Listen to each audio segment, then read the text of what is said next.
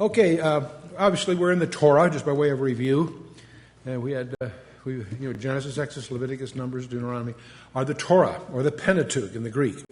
And of these, we are, of course, in a book that's really a collection of sermons, where Moses, knowing he's at the end of his days, is reviewing and giving them a final message. And so the whole God's plan of redemption was in Exodus, his instruction for worship in Exodus 20 through Numbers 10, and then their failure of faith, where they were condemned to take 38 years, what really should have been an 11-day journey in the book of Numbers. Finally, we get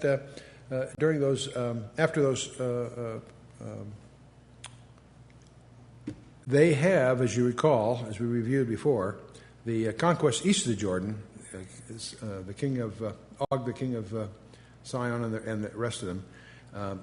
But we always think of the conquest as being under Joshua in Israel proper, as we would call it, or the west of the Jordan River. But they had several conquests east, and they actually set up some cities we're going to talk about in a minute, which is one reason I want to get this in perspective. But we get to the book of Deuteronomy. The whole issue here is relationship. Let me surprise you, because we were talking a lot about the laws as Moses continues to review the various laws that were established in Exodus and Numbers and so forth. It's actually a set of sermons, and it's really about relationship. The basic message is that God has not changed since then, and man has not changed since then. And so the basic message, believe it or not, in the book of Deuteronomy is love. The book of Deuteronomy is the book that Jesus quotes from more than any other book. He quotes from incidentally, Jesus quotes from each of the books of the Torah and attributes them to Moses. So these people who think that Moses didn't write it haven't done their homework. If you believe in Jesus Christ, you know who wrote the books of Moses. Moses did. If you don't believe in Jesus Christ, you got bigger problems than the authorship of the Torah. But Jesus quotes more from the book of Deuteronomy than any of them. It's interesting that during his temptations, the famous temptations, each one of his responses is a quote from the Scripture, and each of those Scriptures are in the book of Deuteronomy. And so it's not a question of do's and don'ts, really. Deuteronomy is actually not about legalism, as it would seem so in a superficial reading. It's actually about relationship. And Jesus is the fulfillment of each of these issues and each of the relationships. And I won't go through the rest. They'll be in the notes, so we'll go ahead now. And so the outline of the book is pretty simple. It's really a group of sermons, and then a summary of the three sermons, really, and then some comments that were appended, of course, by the scribes regarding Moses' very final days. And so, now, we mentioned last time, in Deuteronomy 18, the qualities of a prophet and so forth. We mentioned that in the Gospel of John, when John the Baptist was east of the Jordan, 20 miles from Jerusalem, the scribes had to send a special investigative team to find out what was going on. There were such crowds with John the Baptist at the Jordan from the temple area that they wanted to find out what was going on. Now, that's very interesting itself. You realize these people were on foot. There was no rental cars. Like today in Jerusalem, you grab a rental car, and it's a 20-mile drive, you can get to Jordan. No, these people walked 20 miles to hear John the Baptist. So many that they investigated. But when they went there, they asked three questions. Are you the Messiah? No. Are you the Elijah? No. Are you that prophet, the prophet of Moses? And of course, he said no, and then he was, and you can go on in John 1. But this prophet of Moses, it's interesting that from Deuteronomy 18 and other passages, there was an expectation, obviously the return of Elijah, that's mentioned in Malachi and several places, and obviously the Messiah was atmosphere of expectation there. But the prophet of Moses, well, Jesus was, incidentally, interestingly enough, a fulfillment of that too. There's a lot of parallels between Moses and Jesus. He was spared both of them were spared in infancy. Both of them renounced a royal court. Both of them, both Jesus and Moses, had compassion for the people. Both Jesus and Moses made intercession for the people. It is said at both Exodus 34 and 2 Corinthians 3 that they spoke with God face to face. And, of course, both of them were mediators of a covenant. Moses in the Old Testament, of course, Jesus in the New Testament. So it's interesting to see those parallels. But Deuteronomy's structure is pretty straightforward. First few chapters about the failure that they had endured, the conclusion of the 38 years of wilderness wandering. the mutual love, the love of God for the people and the obligations in response. In fact, that's really what chapters 12 through 27 deal with, the obligations of a God-related people. And even though we're not under the law, there's many things that we'll glean from that as being God-related people.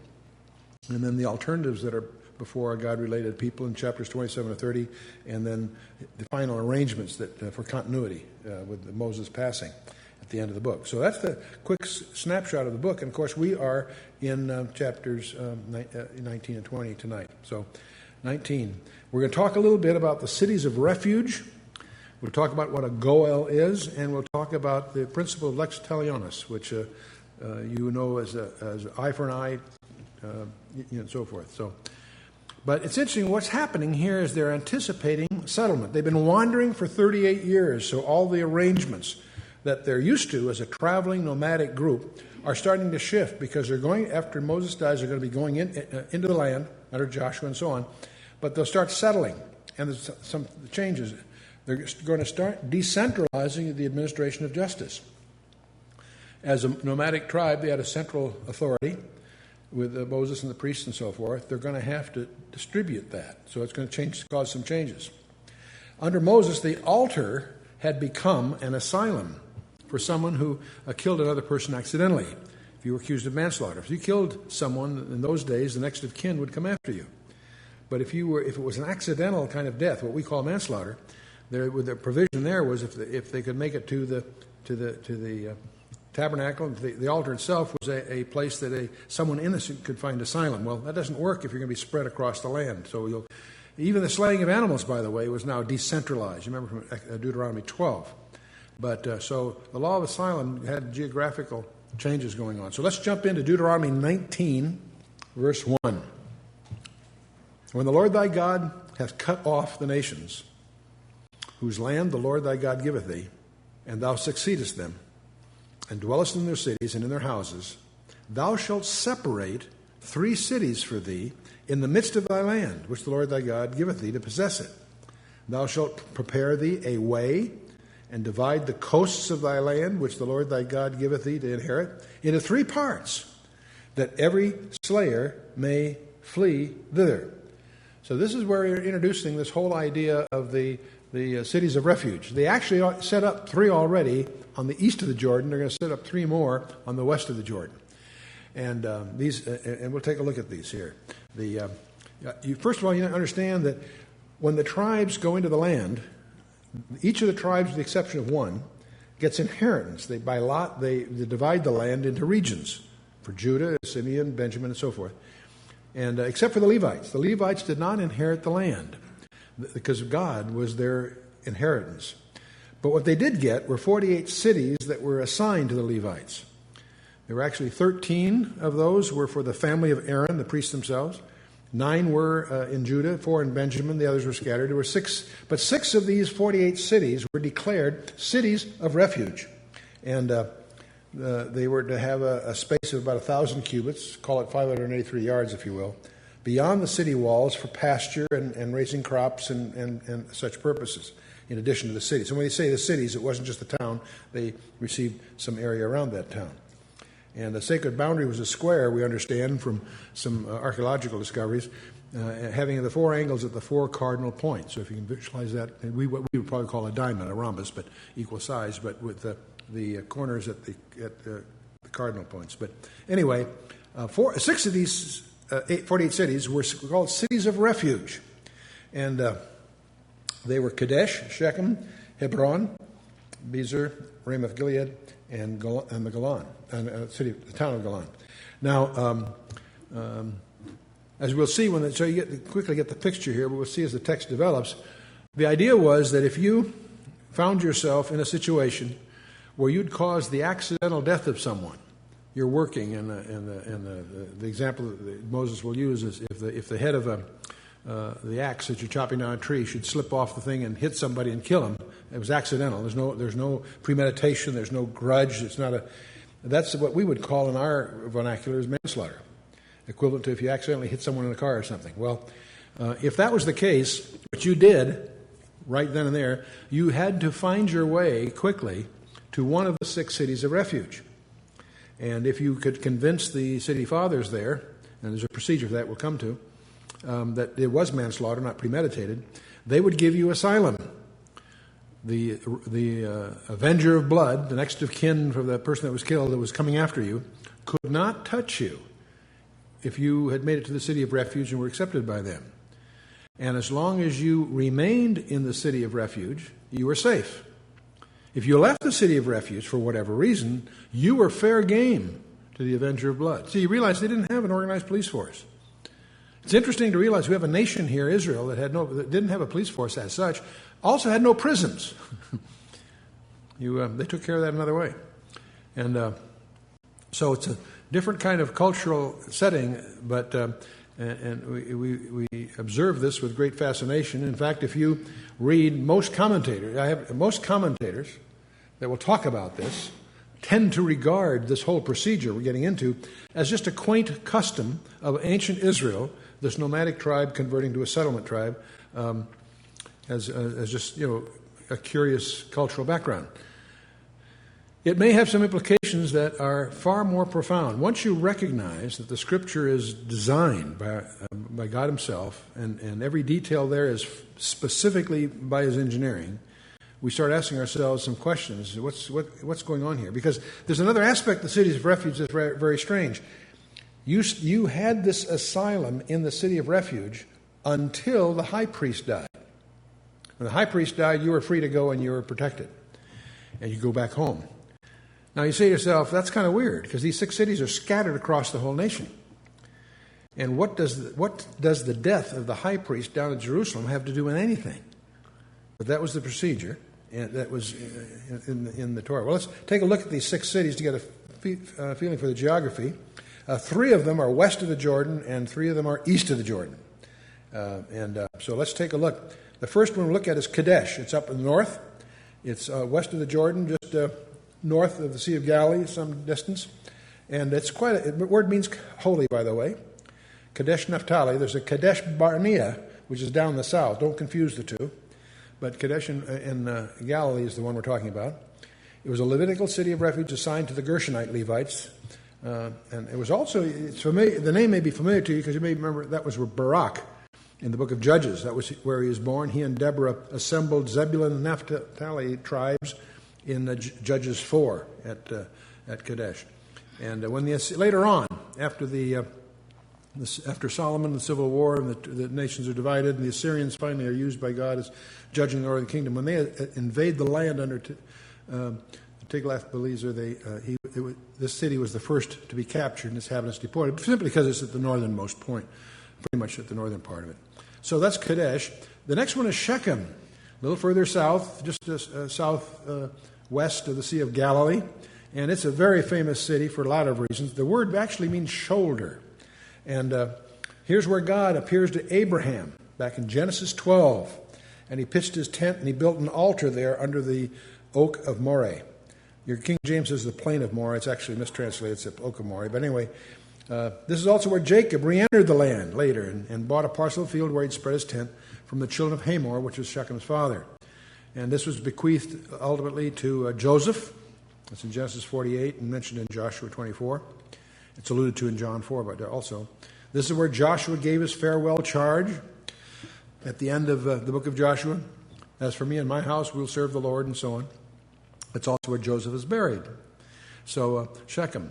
And it was at Shechem that Rehoboam was made king after Solomon dies, but it was also there where the Israelites revolted to Jeroboam, who actually made Shechem his capital for a time. And it was Ephraim's civil capital, as Shiloh was its religious capital, that Ephraim being the northern kingdom. And it's presently, today you see it in the news as Nablus. And Titus Vespasian named it Neapolis and in the Roman period. And it gets corrupted to the word Nablus, which is the way it's labeled today. And you find it in the news. You may recall that's where one of the places that there's always tensions and so forth. Okay, let's take a look at a third one called Hebron. That's way down south, just west of the Dead Sea.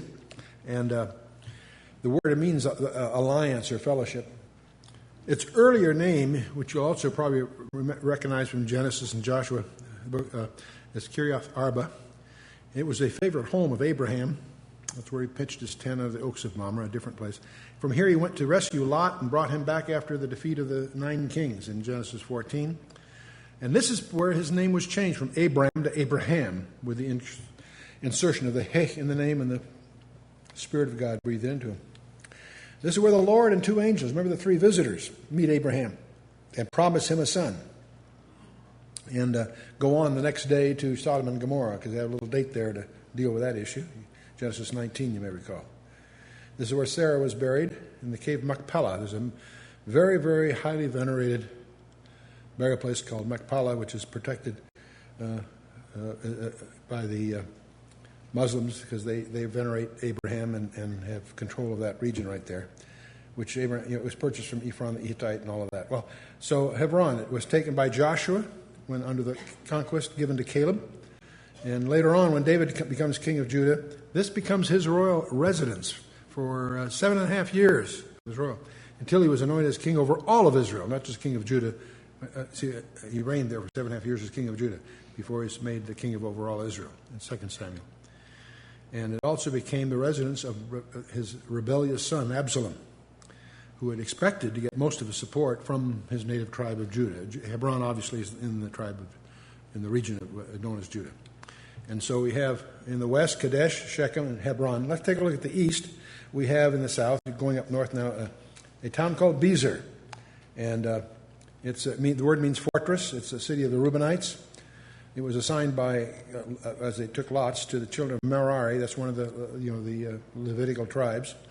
It's been identified with the ruined vision of Barazin. It's about 12 miles north of Heshbon, and Heshbon is 20 miles east of Dead Sea at the northern tip. So that's roughly where it is.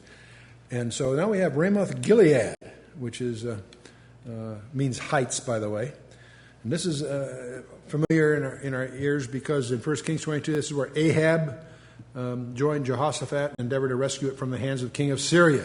And it was mortally wounded and so forth at last. And anyway, similar attempt was made by Ahaziah and Joram when the latter was wounded. So there's an interesting parallel between 1 Kings 22, 2 Kings 8.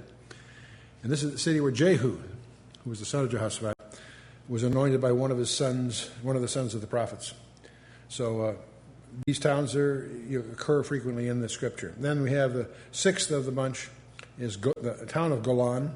The Golan Heights is a region there east of the Dead Sea, the Sea of Galilee, and there was a town there called Golan, and means exile. It's a city in the general region is also called Bashan. And remember the kings of Bashan. Og, the king of Bashan, was a giant, one of the Rephaim. And I won't start on all that again, but its so-called suburbs were assigned to the Gershonite Levites. And Og was the king of Og is the one that united all those principalities to become the king of Bashan. It was the town, incidentally, was destroyed by Alexander the Great, but by then it also had given his name to a large district called Golanias, and so it became, in effect, the eastern boundary of the Galilee. It's also part of the tetrarchy we read about of Philip, and all that's in Josephus, and there's a lot of background on it. Well, all of this, now, one of the things that, as we deal with the cities of refuge, one of the things that's missed by many, many people, and I'm going to suggest to you because I think it's interesting. I often get challenged by people, say, Chuck, you say that everything in the Scripture is there for our learning. And furthermore, that everything in the Scripture, one way or another, points to Jesus Christ. Well, for heaven's sakes, what about these cities of refuge? Here's this quaint practice to provide asylum for manslaughter refugees. And what's that got to do with anything in modern days? Well, whenever you have a puzzle like that, there's a simple way to solve the puzzle. And that's to put Christ right in the middle of it and see what happens, okay? Now, of course, in Christ's case, let's take a look at Jesus Christ. He was crucified. How many knew that? About 90%, huh? All right. I'm just kidding, okay. Was his crucifixion first-degree murder or manslaughter? Well, from God's point of view, it's first-degree murder, right? Because he was delivered by the determinate counsel and foreknowledge of God, Acts 2:23 tells us, right? So you can argue justifiably that from God's perspective, it was premeditated. I would argue, okay, that's fine. Not only is it premeditated, it was not a tragedy, it was an achievement. Because thousands of years went into the preparation for that climactic event of the universe. Everything in the universe, throughout the universe, can be measured in terms of a cross that was erected in Judea some 2,000 years ago. But that's from God's point of view, very premeditated. What about from our point of view, yours and mine? And I'm going to remember, is it manslaughter? I'm going to suggest it was, because Jesus says when he's hanging on the cross, Father, forgive them. Why? For they what? No, not what you do. So from our point of view, you could argue that it's manslaughter. Well, in that case, the cities of refuge apply, don't they? Well, what is our city of refuge? Jesus Christ. So I'm going to argue that the refuge for man, 6 cities, the number of man, is Jesus Christ, of course. But okay, this whole city of refuge idea obtained until what event occurred?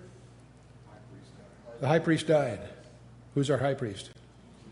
And he died for us. So we have freedom by the death of the high priest in Hebrews 7:25 and 1 John 2:21. So in a fascinating way, to me at least, I think that I see the cities of refuge in the very strange rabbinical way as a type of Christ. And we're going to see some more of those kinds of things. The wages of sin is death. That's part of what the whole city of refuge thinks about, Romans 6:23. And God's appointed refuge, of course, is Jesus Christ. Acts 4:12. There's no other name among men, appointed unto men, but Jesus Christ. Now, the whole idea of the cities of refuge, of course, you'll discover in the Torah, there's all kinds of rules that they had to make sure that the highways were always clear. They had to make sure that the bridges were always repaired. There's special laws to make sure that at 24 hours a day, every day of the year, that it was clear that in case a guy was trying to get there, there'd be no encumbrance. So the whole idea was to make it easy to reach. That's why these 6 cities, you notice they were scattered across that map to be easy reach. Well, there is no easier reach than Jesus Christ. Jesus Christ is open to all, right? Revelation 22:17, so on. And doors were never locked. The gates were never locked on a city of refuge, by the way. And it was stocked with provisions for that very reason. There was no other help available, and Hebrews 10 makes a point of that. And all of this works until the high priest dies. And our high priest has died on our behalf. So it all works. Now, there are some differences. You can say, gee, Chuck, that's pretty interesting. That's a type. Okay, but every type can be misapplied also. There are some differences. In the city of refuge, only the innocent were saved. In our case, we're all guilty. Okay? So that breaks down there. And, of course, Christ is far more available to us than the city of refuge was to the fleer. But, so, let's take a look at what the words mean, by the way. Kadesh means righteousness. And, of course, the city of refuge thing could never be accused a second time. Shechem means shoulder. And like a shepherd, he carries us. Hebron means fellowship. And, of course, we enter into fellowship with him. Bizar means fortress or strong. And he's our fortress. And in him we're safe, secure. Ramoth means heights, and we dwell in the heights, even though we are in exile. And we are exiles, we're pilgrims. We all are strangers to this world. In that sense, the predicament of the fleer to a city of refuge, he was estranged from his true home. Well, let's go on. Enough of that digression, a little background on the city of refuge. Let's pick up Deuteronomy verse 4. Deuteronomy 19, verse 4. This is the case of the slayer which shall flee thither, that he may live. Whoso killeth his neighbor ignorantly, whom he hated not in time past, as when a man goeth into wood with his neighbor to hew wood, and his hand fetcheth the stroke with the axe to cut down the tree, and the head slippeth from the helve, and lighteth upon his neighbor, that he die, he, that is the one in this predicament, shall flee unto one of those cities and live.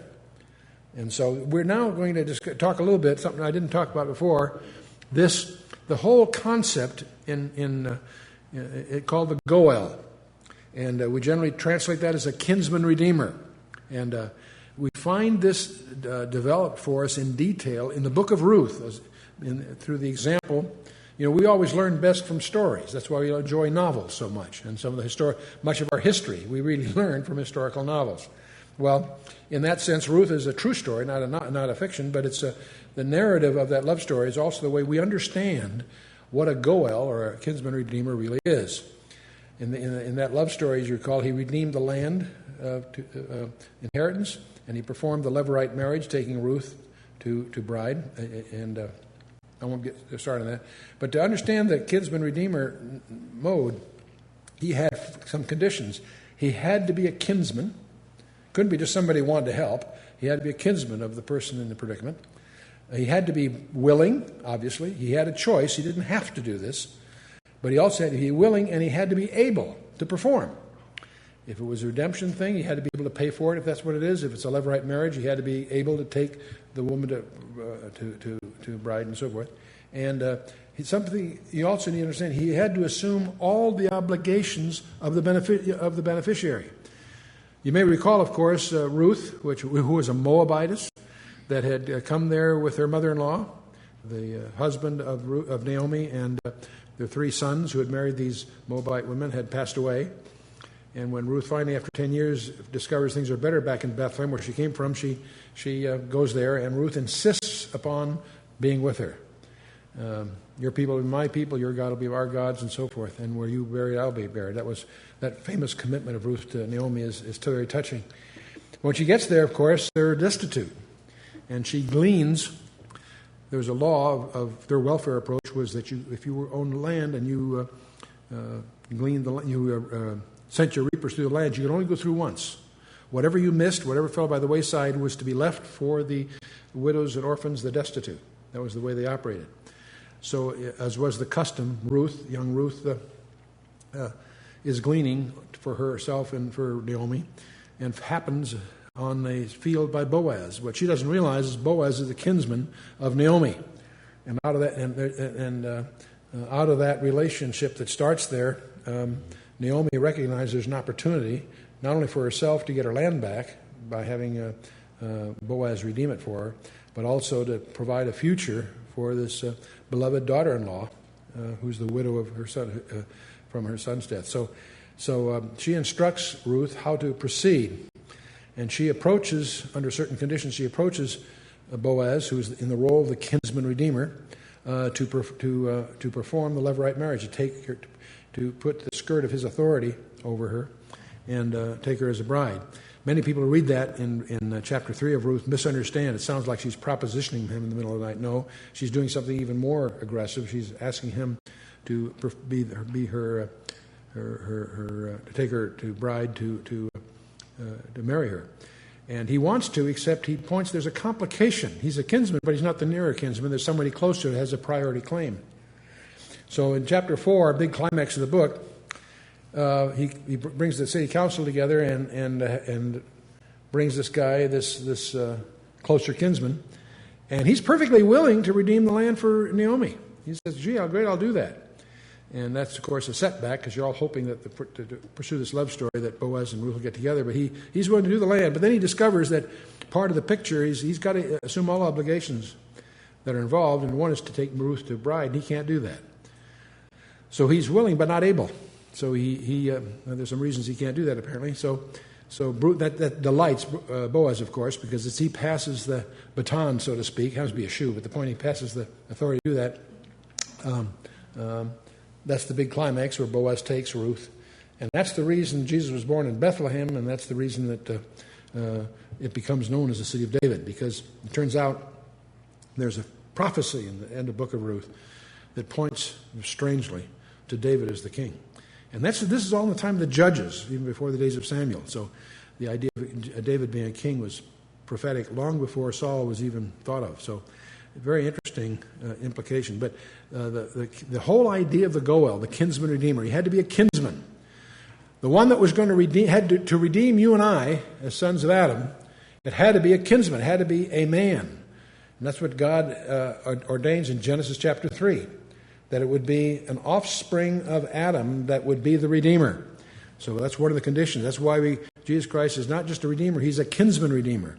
That's why God himself became man to perform in man's inability to comply to all the fractures of the law. So the whole idea of the goal, kinsman Redeemer. And he had to be willing. Indeed, Jesus was willing. In fact, he was in charge of the whole program at the crucifixion. And he had to be able. He was able because he was innocent. None of us could be a redeemer because we're all guilty. It had to be someone that was able to perform. And, of course, he assumed all the obligations, not just some of them. So it's interesting. That's what the goal is all about. But there's a flip side to this. Many people are familiar with the Kinsman Redeemer aspect of Jesus Christ. What we forget is that the Kinsman Redeemer, the Goel, you turn the coin over, he was also the avenger of blood. If somebody had caused injury to the family, it would be the Goel who goes after that person to avenge the family. And it's to protect the innocent person from the avenger of blood. That's what the cities of refuge were all about. So Jesus came the first time as our kinsman redeemer, but he will be coming the second time in his role as the avenger of blood. In Isaiah 61, there's a quote that when Jesus is at Nazareth, he opens the book of Isaiah in Luke 4. He opens the book of Isaiah and he reads his mandate from Isaiah 61, verses 1 and 2. But he does a very strange thing when you examine that passage. He stops at a comma and closes the book and says, "This day is this scripture fulfilled in your ears." So if you read that first, the two verses of Isaiah 61, up to that comma, it describes his ministry, healing the sick and so forth and teaching. But the comma, the place where he stopped, if he had gone on, says, "And the day of vengeance of our God." That comma has lasted 2,000 years. But the day will come when he's coming to finish that mandate. And that's what the second coming is all about. So getting back to Deuteronomy, that's verse 6, "Lest the avenger of blood pursue the slayer while his heart is hot and overtake him, because the way is long, and slay him, whereas he was not worthy of death, inasmuch he hated him not in time past." In other words, what they're trying to avoid is the case where the avenger, really angry because his member of his family has been killed by this person, he's after him, but he's not the guy is not the victim here is not worthy of death because it wasn't premeditated. It wasn't that he did it out of hate or anger. It was an accident, in other words. So because of all that, it says, "Wherefore I command thee, saying," Moses speaking, "thou shalt separate 3 cities for thee." They've already got at this time, they got 3 set aside on the east of the Jordan. We're talking about 3 more on the west of the Jordan. "And if the Lord thy God enlarge thy coast, as he hath sworn unto thy fathers, and give thee all the land which he promised to give unto thy fathers, and if thou shalt keep all these commandments to do them, which I command thee this day, to love the Lord thy God, and to walk ever in his ways, then thou shalt add 3 cities more for thee, besides these 3, and that innocent blood be not shed in thy land, which the Lord thy God giveth thee for an inheritance, and so blood be upon thee. But if any man hate his neighbor, and lie in wait for him," now this is a different situation here. This is called murder. We would call it premeditated murder in the first, if you will. "If any man hate his neighbor, and lie in wait for him, and rise up against him, and smite him mortally that he die, and fleeth into one of these cities, then the elders of the city shall send and fetch him thence." In other words, the elders of his city shall send and fetch him thence, and deliver him into the hand of the avenger of blood, that he may die. "Then I shall not pity him, but thou shalt put away the guilt of innocent blood from Israel, that it may go well with thee." So see, the city of refuge could not provide sanctuary for a murderer.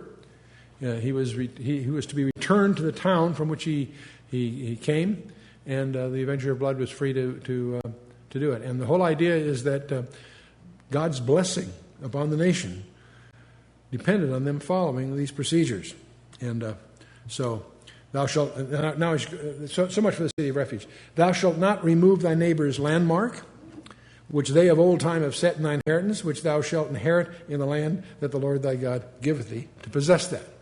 Moving a boundary stone was like stealing property, in effect. And it's in many respects it's equivalent today to what we call white collar crime or embezzlement or thieving through title, what have you. And so then if you have a situation, "One witness shall not rise up against a man for any iniquity or for any sin, in any sin that he sinneth. At the mouth of 2 witnesses or at the mouth of 3 witnesses shall a matter be established." So this is a rule that is echoed all through the Scripture and in the New Testament. And it's rather fascinating to realize that at the trial of Jesus Christ, they could not get witnesses to agree. Scripture makes that. In fact, every detail, I won't digress in this direction except to mention the fact that every detail of the 6 trials, the 3 Hebrew trials and the 3 Roman trials that night after Gethsemane, every detail of them were illegal. And there's a long list of those that are worth your study. It's rather interesting. But now, obviously, there are cases where there would be cases where there's only one witness available. If a false witness rises up against any man to testify against him that which is wrong, then both the men between whom the controversy is shall stand before the Lord, before the priests and the judges, which shall be in those days. And the judges shall make diligent inquisition. And behold, if the witness be a false witness and hath testified falsely against his brother, well, let's back up here a second and see. It's interesting that there's a central tribunal of priests and judges that will adjudicate this thing and that will be accountable, if you will, to administer this justice.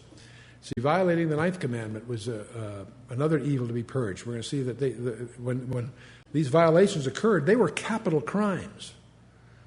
To be caught in adultery was a capital crime. So they didn't mess around, and so anyway, then shall ye do unto him as he had thought to have done to his brother. So if you're a false witness, you are, and it's found out, you will inherit the very punishment that you are testifying against for the other guy. So if it's a capital murder situation, the false witness will be killed. That would take care of perjury, I think. Then shall ye deal unto him as he had thought to have done to his brother, and so shalt thou put the evil away from among you. And those which remain shall hear and fear, and shall henceforth commit no more any such evil among you. For thine eye shall not pity, but life shall go for life, eye for eye, tooth for tooth, hand for hand, and foot for foot. And that's what that peculiar principle is called lex talionis. And it's a principle in law that it was previously given, by the way, in Exodus 21 and in Leviticus 24. You'll find that. This is not a new introduction here. Moses is just recounting all of this, if you will. And it was given to encourage the punishment of capital cases in both directions. It sounds so severe to us because of our background, but what it was intended to convey is that it should fit the crime. If it's a murder, then the guy dies. If he maimed somebody, then you maim him. That was the concept. It was not just the idea of being severe. It incorporates the idea of not going beyond what was done. In other words, if he maimed somebody, you wouldn't kill him, you would maim him. That was the concept. It has in it the concept of we have it in our Constitution. It's called cruel and unusual. You want to avoid cruel and unusual punishment. Same kind of idea. It sounds strange to us because we don't think in those tribal terms. But the whole idea is that the punishment should fit the crime. It's intent to be a restraint as well as a punishment. So this is the law of retribution. As I say, it's in Exodus 21:24. It's interesting that while it's interesting to understand the Old Testament, you also realize in Matthew 5, verses 38 to 42, Jesus denied its application in personal relationships. This was a judicial principle under appropriately constituted court, and not something that you applied to the neighbor next door over the fence or something. So it's not. Jesus denied its application personally. Now the point also, as we go through the Torah, to realize is that God means what He says and says what He means. And one of the things that gets echoed throughout the Torah and throughout Deuteronomy is that God intends to enforce His laws. You say, gee, Chuck, we're not under the law. That's the whole point, I think. God enforces His law. However, the throne of God, thanks to Jesus Christ, has become a mercy seat. And that's one of the reasons I'm so fascinated with the notion that the mercy seat, which is what we consider the lid of the Ark of the Covenant, it appears, it's possible it's destined to be the very throne that Christ will rule in the millennium. And that whole study is another digression I mentioned just in passing to stimulate your curiosity into this area. The mercy seat may be the one part of the Ark of the Covenant that has a future. It's the part that's not wood. It's gold, solid gold. It endures, and it has a role in the millennium, we believe. So, interestingly enough, so much. That was Deuteronomy 19. Let's go to Deuteronomy chapter 20. Talk a little bit about war. It may surprise us that the Scripture has a great deal to say about administering war and military service and some other topics. So let's get in here. Deuteronomy chapter 20, verse 1, when thou goest out to battle against thine enemies, which means there will be occasions when they will, and seest horses and chariots and a people more than thou, be not afraid of them. For the Lord thy God is with thee, which brought thee up out of the land of Egypt. Very, very encouraging announcement here. God is highlighting the fact that when they are up against somebody and they're way outnumbered, don't worry about it. He's asking them to remember who brought you out of Egypt. And God resorted to incredible theatrics, if I may put it that way, in getting them out of Egypt. And for many reasons, I'm sure, but one of which is that from that point on, they could look back to that and realize that their God was able. And if they're being responsive to God's command, they have no reason to fear. And so it says, and it shall be that when ye are come nigh unto the battle, that the priest shall approach and speak to the people. This is how they're to be rallied and encouraged. This priest shall say, and he shall say unto them, Hear, O Israel, ye approach this day unto battle against your enemies. Let not your hearts faint. Fear not, and do not tremble, neither be terrified because of them. For the Lord your God is he that goeth with you to fight for you against your enemies, to save you. And the officer shall speak unto the people, saying, What man is there that hath built a new house and hath not dedicated, or more precisely, used it? Let him go and return to his house, lest he die in the battle, and another man dedicate it. What we're going to hear here is a whole bunch of exemptions from military service. And this is incredible contrast to the practice of the day. In those days, combat was personal and ruthless, weapons primitive, and yet here in Israel's case, there are all kinds of exemptions. If a guy has just built a new house, that's a reason that why should he go to battle, that's what he's saying. What man is he that hath planted a vineyard and hath not yet eaten of it? Let him also go and return to his house, lest he die in the battle, and another man eat of it. And what man is there that hath betrothed a wife, and hath not taken her? Let him go and return unto his house, lest he die in the battle, and another man take her.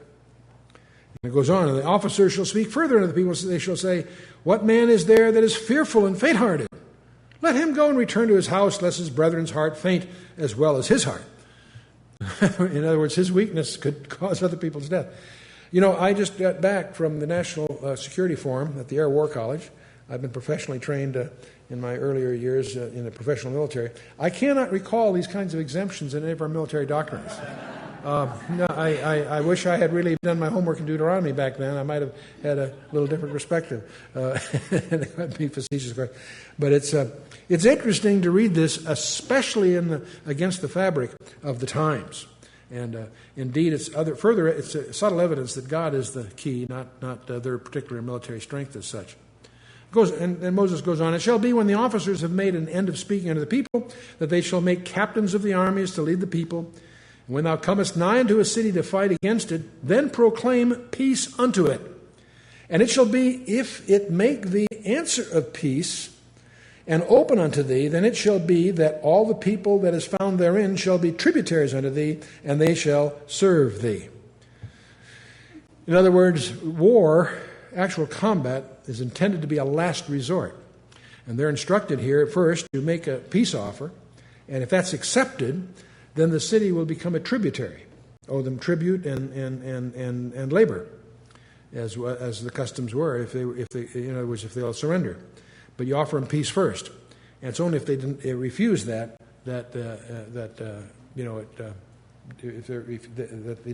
they're willing to become a vassal to Israel on peaceful terms, then they are to offer that first. And if it will make no peace with thee, but will make war against thee, then thou shalt besiege it.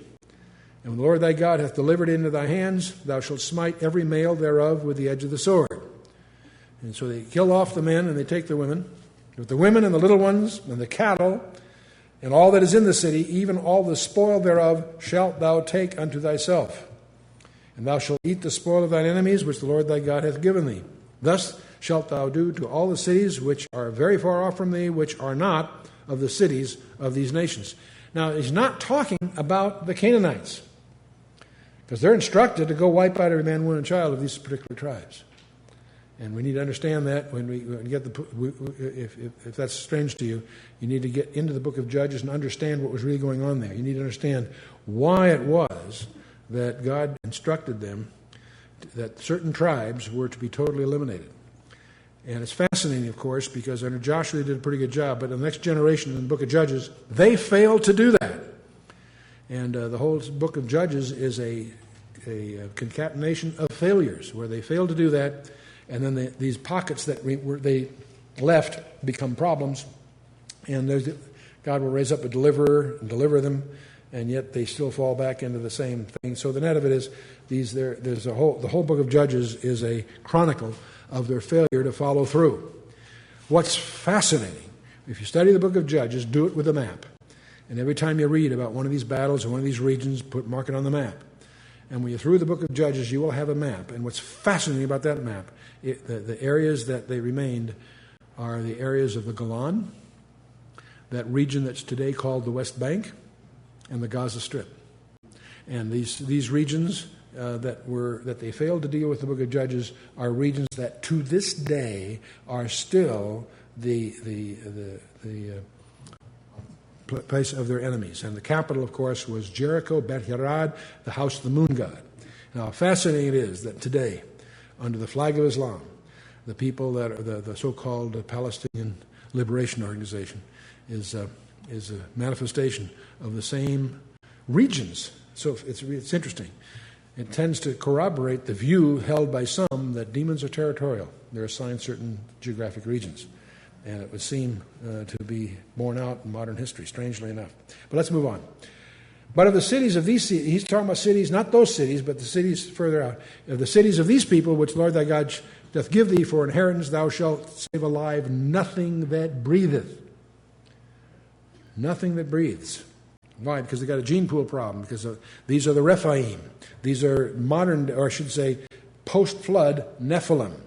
There is a gene pool problem that God is asking them to deal with. But thou shalt utterly destroy them, namely the Hittites, the Amorites, the Canaanites, the Perizzites, the Hivites, and the Jebusites, as the Lord thy God hath commanded thee, that they teach you not to do after all their abominations, which they have done unto their gods. So should ye sin against the Lord your God. Back in Genesis, when God told Abraham that he would be leaving, but after 400 years his people would return to this land, Satan from that could conclude that he had 4 centuries to lay down a minefield. 400 years to lay down the same kind of mischief that led to the flood of Noah in Genesis 6. And it fascinates me. Unless you really understand Genesis 6 and what really happened back there, you will not understand most of the Old Testament. Because it didn't confine itself to just before the flood. There were incidents of that kind subsequently. They're called the Rephaim. They happen to be giants, but that's not the real issue. You need to understand that anyway, so I encourage you to follow through on that. But, okay. When thou shalt besiege a city a long time, in making war against it to take it, thou shalt not destroy the trees thereof by forcing an axe against them. For thou mayest eat of them, and thou shalt not cut them down, for the tree of the field is man's life, to employ them in the siege. You know, it's interesting. We read this. If you read it without understanding the background, it's a little strange. These particular tribes you cut down, and you don't leave anything that breathes. But watch out for the fruit trees. Leave them there. Actually, what they're talking about here, if they do a siege, one of the main resources in military terms was the lumber. And one of the reasons that the land became so bare under the Romans because they cut down all the trees to enforce the siege in the fall of Jerusalem back in 70 AD. That's why so much of it's barren. Much of that's been repaired by a very aggressive long-term tree planting tradition they've done there. But trees were a key resource. But it's interesting, they can cut down the do not destroy the trees by forcing axe against them, for thou mayest eat of them. The fruit trees they were to leave. Part of that is for the fruit, and part of it's for the avoid erosion. They could take the other trees to help them in a siege, but the fruit trees they were not to, because that was a long-term source of resource. Don't just it's only the trees which thou knowest that they be not trees for meat or for food. Meat's the Old English term, but for food. Thou shalt destroy and cut them down. Thou shalt build bulwarks against the city that maketh war with thee until it be subdued. In other words, go ahead and cut down the trees that are not fruit trees. You can use those for the siege material, for the military engineering, but not the fruit trees. And so therein lies chapter 20. And may the record show that we finished on time. Amazing. Isn't that that is a shocker, isn't it? Yes. So it's so shocking I should call for a closing prayer, but we'll go into another session after the cookie break. We can't go into the next session until the cookies are gone, but I think we've got a good start on them. So let's take a 10-minute break. Let's not make it longer than that, because a lot of people have driven a long way, and so if we keep the break down, you'll get out of here a little earlier. If it drags on, you're really taking out of time. People anyway. So let's take a 10-minute break, and we'll hit session 2.